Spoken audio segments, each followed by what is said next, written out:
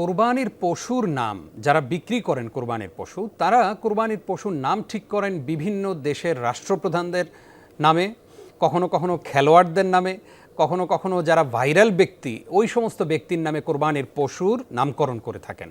কোরবানি তো একটি ইবাদত, এই ইবাদতের সাথে সংশ্লিষ্ট এই পশুকে যদি এই রকম রাষ্ট্রপ্রধানদের নামে নামকরণ করা বা কোনো মানুষের নামে নামকরণ করে বিক্রি করা হয়, তাহলে ইসলাম এই জায়গায় কি নীতিমালা দেয়?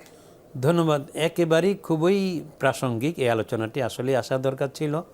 দেখুন, কোরবানিকে আল্লাহ রাব্বুল আলামিন ইরশাদ করেছেন ওয়াফাদাইনাহু বিযিবহিন আযীম, অর্থাৎ আমি ইসমাইলকে মুক্ত করে দিলাম মহান দুম্বার মাধ্যমে। তো কোরবানির পশুকে আল্লাহ তাআলা মহান বলেছেন। এর মহানত্ব এজন্য যে এর মধ্যে প্রচুর সওয়াব রয়েছে। সাহাবায়ে কেরাম জিজ্ঞাসা করলেন, ইয়া রাসূলুল্লাহ মা হাদিল আদাহি, এই কোরবানির প্রথা কোত্থেকে এলো? নবীজি সাল্লাল্লাহু আলাইহি ওয়াসাল্লাম ইরশাদ করলেন, সুন্নাত আবিকুম ইব্রাহিম, তোমাদের পিতা ইব্রাহিমের সুন্নাহ, এটা স্মারক, ঐতিহ্যগত ইবাদত। তখন তারা জিজ্ঞাসা করলেন, ফামা লানা ফিহা, এতে আমাদের কি হবে লাভ? নবীজি বললেন যে বিকুল্লি শারাতিন হাসানা, প্রত্যেক লোমের বিনিময়ে তোমাদেরকে সওয়াব দেওয়া হবে। সাহাবায়ে কেরাম আওয়াজ করলেন, ইয়া রাসূলুল্লাহ, লোম তো যেগুলো গরুর মধ্যে হয়, ছাগলের মধ্যে, কিন্তু দুম্বার মধ্যে পেঁচানো, ভেড়ার মধ্যে পেঁচানো লোম থাকে, সেটার মধ্যে কি একটা দর হবে?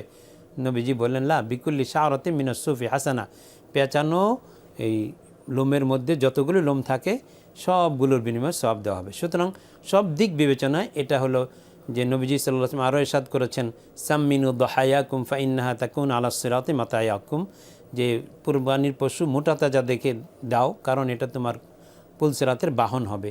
ইত্তাকার বিষয় বিবেচনায় অনেক সওয়াব, এবং আল্লাহ তাআলা এটাকে হাবিলের কুরবানি বলে কবুল করেছেন এবং এটাকে মহান পশু বলা হয়েছে।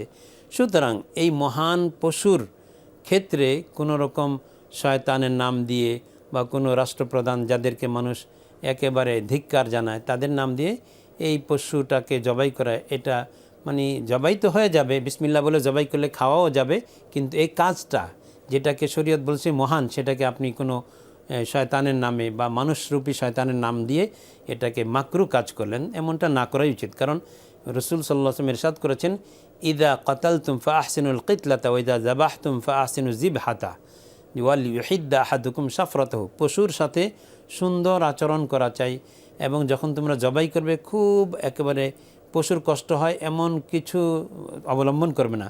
সুতরাং যেই পশু আল্লাহ তাআলা কবুল করছেন, ইন্নাদ দামা লা ইয়াকাউ বিমাকানি মিনাল্লাহ ক্বাবলা আন ইয়াকা আলাল আরদ, জমিনে পড়ার আগেই আল্লাহর কাছে পৌঁছে যায়, মানে কবুল হয়ে যায়। তাহলে এই পশুটার এত মর্যাদা, এটাকে কলঙ্কিত নাম দিয়ে নামকরণ করা, এটা পদ্ধতিটা মাকরু হবে, ওলামায়ে কেরাম এটা বলেন। তবে এর দ্বারা পশুর গোশত খাওয়াটাও অবৈধ হবে না, হারাম হবে না, কিংবা যদি বিসমিল্লাহ বলে জবাই করে তাহলে জবাইও অবৈধ হবে না, কিন্তু এই প্রক্রিয়াটা এইভাবে কারো একেবারেই অপছন্দনীয় হলো, জি মাকরু। অনেক অনেক শুকরিয়া শায়েখ আপনাকে।